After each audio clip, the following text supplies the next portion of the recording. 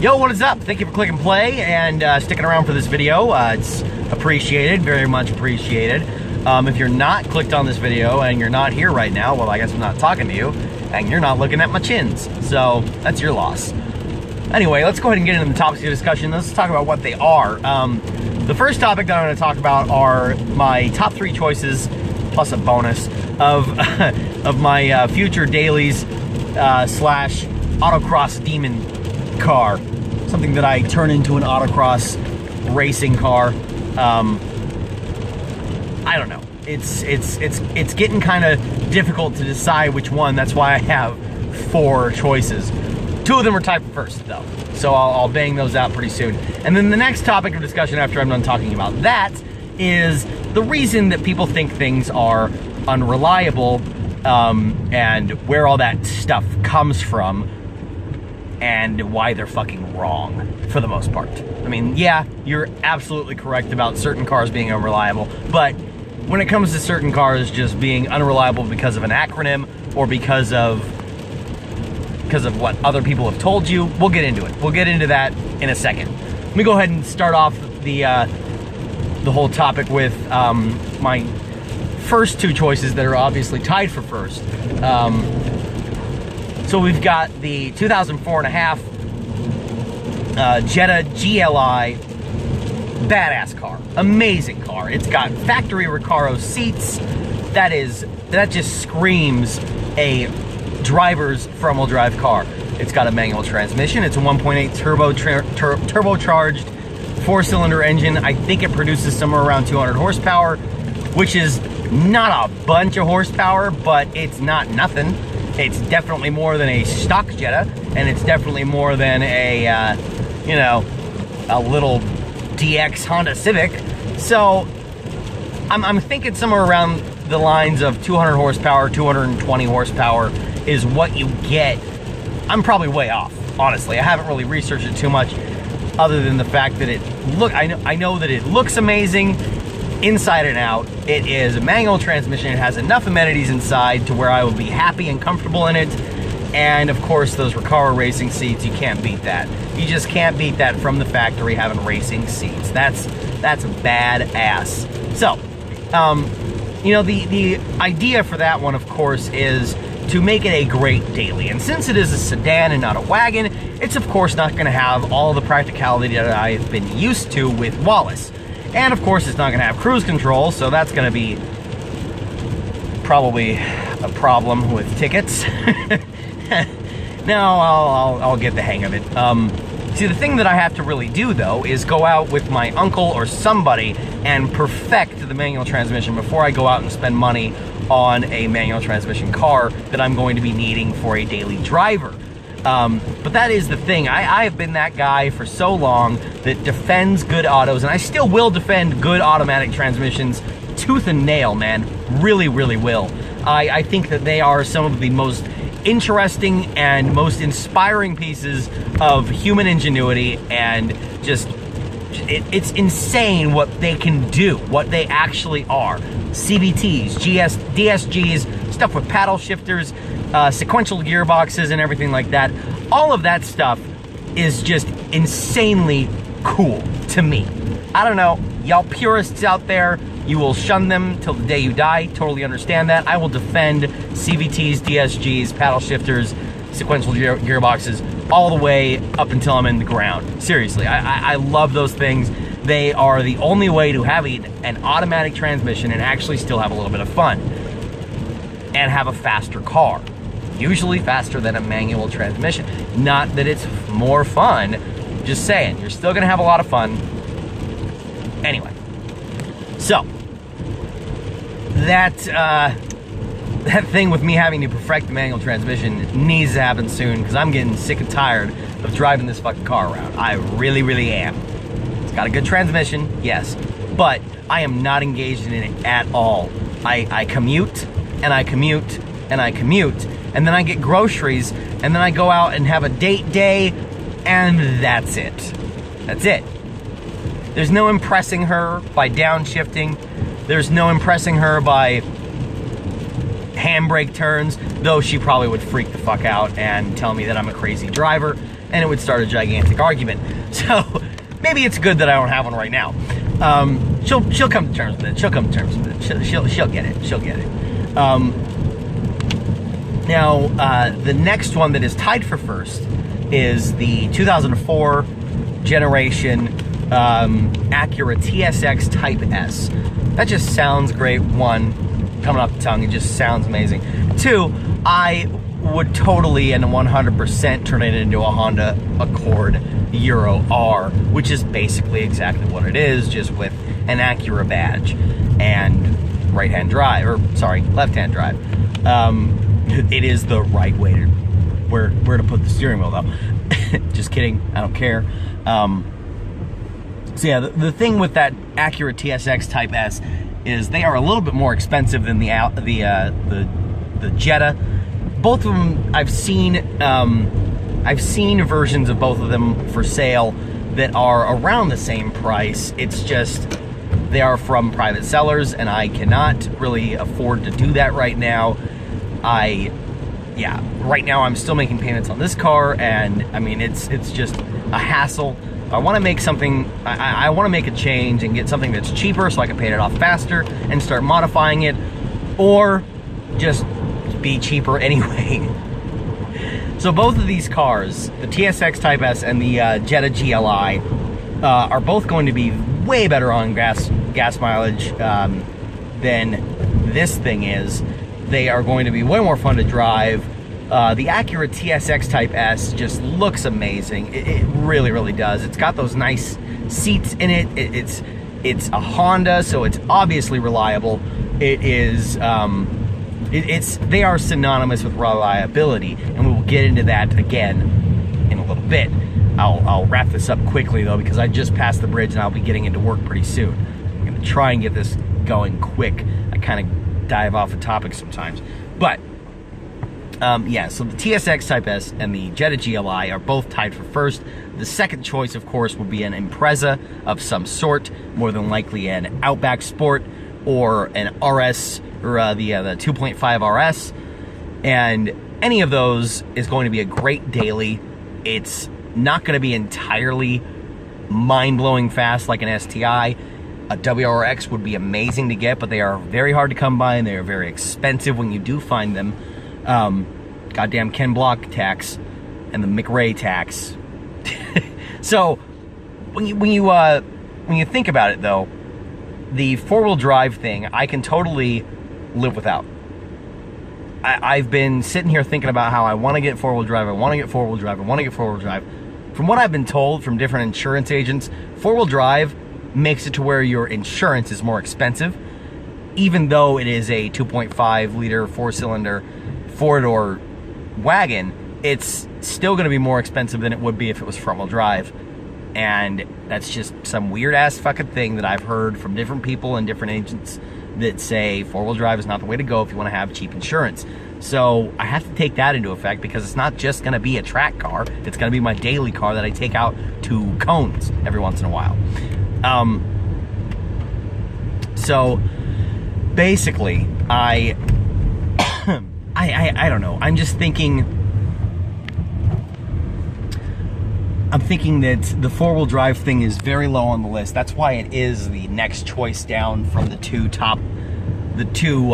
first place choices. But again, the flip side of that is there's much more versatility with a wagon and with four-wheel drive. I could actually end up going off-road in it a little bit, especially if it was the Outback Sport. But again, I don't know if I need it. I don't know. It's up in the air. So then the bonus one, I guess you could say it's actually third place, Ford Mustang. And I know that people have said Ford Mustangs aren't going to be very good at autocross because they are kind of clunky and they kind of they slide around corners too much. They want to squeal the tires a lot, and I just think that they don't get why I want to go into autocross.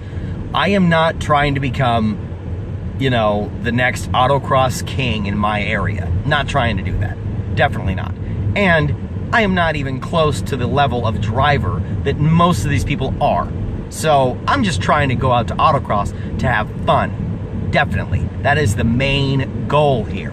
And Mustang. Dude. Bang for your buck. Mustang GT is the one that I would want to get. If I could get my hands on a fucking Roush one, oh, you better fucking believe it. But the Mustang GT 2006, that redesigned retro style one of the best looking Mustangs that's ever been produced, including the classics. Absolutely. Hands down, one of the best ones. And you've got a lot of power, rear wheel drive, the ability to do burnouts, and you can live off of that stupid fucking stereotype of everyone crashing the fucking Mustangs, and you can live above that. You can be above that shit, because it's not true. Morons crash their fucking Mustangs. Morons do a bunch of big ass burnouts when they get out of a fucking car meet. Idiots. An autocross car does not have to be front wheel drive. An autocross car does not have to be rear wheel drive. It doesn't have to be four wheel drive. It can be all of those things though. You totally can have any drivetrain and do autocross perfectly. No, that's not exactly true. Unless you are extremely skilled, a mid-engine rear-wheel drive car probably not going to be that good at autocross for a novice like myself. And all the mid-engine rear-wheel drive cars, one, rare. Two, fucking like, there's no practicality there. There's zero. Going from a fucking wagon to an MR2, no. Never in my fucking life. Never. I want to go across the board, okay? Maybe a little bit down, like the very slightest, tiniest little bit of like downgrading. Really though, not a big fan of getting an MR2. No. No! Or a Boxster? This dude suggested that I get a Boxster. One, gotta daily drive it. This is the fucking Pacific Northwest, man. I have a nice sunny day, oh, I'll take the top down. I would make that mistake of taking the top down on a sunny afternoon, and then midway through my spirited drive, it would start dumping rain on my ass. Never gonna happen. Maybe when I'm 50, when fucking Boxsters are merited to be bought. Who the fuck buys a Boxster when you're 27 years old? You don't. Unless you're a chick. Am I a chick? That, got nuts, I'm a fucking dude. Boxster, never in my fucking life, ever. Oh my God. Maybe when I'm 50. Again, if I'm 50 years old, and I haven't bought a Boxster yet, and I go through some midlife crisis, I'm assuming that a Boxster would be easy to come by then. Never. Especially for a fucking daily. Oh my God. That would just be the most idiotic fucking decision that I could ever make, being as practical as I am. I am a very practical man. I can't justify spending money on a Porsche that doesn't have the engine in the right spot, for one. Two, is absolutely disgusting looking. Three, is for fucking 50-year-olds. No practicality. It's terrible. Anyway, let's go ahead and go on to the whole reliability topic and why people are fucking wrong about that shit. See, someone recently said, are Chevy engines reliable? Why the fuck do you think there are so many LS swapped things? Is it because those people only know how to work on LSs? No, it's not. Sometimes that's the case, yeah. They make the decision to go with LS because of the fact that they know how to work on Chevy V8s. So the thing is though, Chevy doesn't make just V8s. General Motors doesn't make just V8s. They also make V6s. Some of the best V6s and straight sixes. Pretty sure, no, it's V6s. Buick Grand National V6 turbocharged. Seriously reliable. The only thing that went out on my dad's Grand National was the transmission. That's it. That was after many miles. And it, before him, was not taken care of by the previous owner. So anyone who says that shit about how things are unreliable is just living off of some bullshit stereotype. Volkswagens are unreliable. okay, yeah, sometimes Volkswagen's gonna have some serious problems. But if you take care of something, it's gonna stay reliable. That's a given. If you can take care of a Lancia Fulvia, okay, if you can take care of a Lancia Fulvia or a Maserati biturbo, that one right there is something that is known to have problems. If you take care of that fucking thing, perfect car, amazing car. Same thing with Lancias, same thing with Audis, same thing with Fords, Chevys, Dodges. People give shit about Dodges, people give shit about Fords, people give shit about Chevys. Everything is unreliable to the person who does not care about those cars. Or they say that they are unreliable because of examples that they have seen of people not taking care of their fucking car. It's just a fact. 3800 Series 2, supercharged V6 from the Buicks and certain Chevys like the Impalas and a couple of Malibus. I think the Malibu SS had that. I'm talking early 2000s, mid 2000s. Those engines are fucking bulletproof. Same thing with the Dodge Chrysler straight six that was in the 90s Grand Cherokees. And a lot of other things, like I think they might have even had it in their six-cylinder Dakota at one point in time. And maybe a couple other cars. But anyway, straight six Chrysler engine. Look that shit up. They seriously are absolutely bulletproof. 5.0s, bulletproof, absolutely. LS V8s, bulletproof. 350s, bulletproof. Bulletproof, dude. You cannot destroy them. Unless you do some crazy ass fucking modifications the incorrect way or don't take care of it. It all boils down to taking care of it. Some of the most reliable cars are still on the road after being on the road for 50 years. 60s Beetles. Still here, still driving, same engine. Reliable. Something that's unreliable. Something that is unreliable. A Tesla after you hit that road trip where you go out in the middle of the desert and there's not a charge station in sight. What are you gonna do? You're gonna sit out there on a fucking elliptical hooked up to a fucking battery power? No. You're fucked. You're burnt. You're done. Unreliable. Piece of shit car. What else is unreliable? See, I can't think of anything that's unreliable.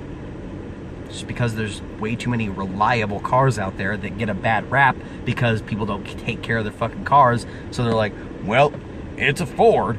Well, it's a Chevy. Well, it's a Dodge.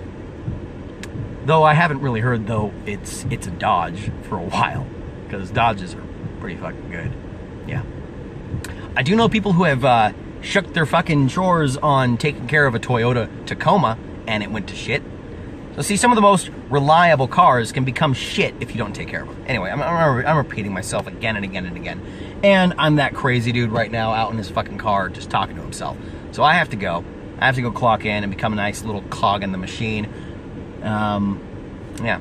If you stuck around for this video, thank you very much. If you didn't stick around for this video, you can suck my fucking cock. I gotta think of a different outro. That's kind of off-putting, kind of mean.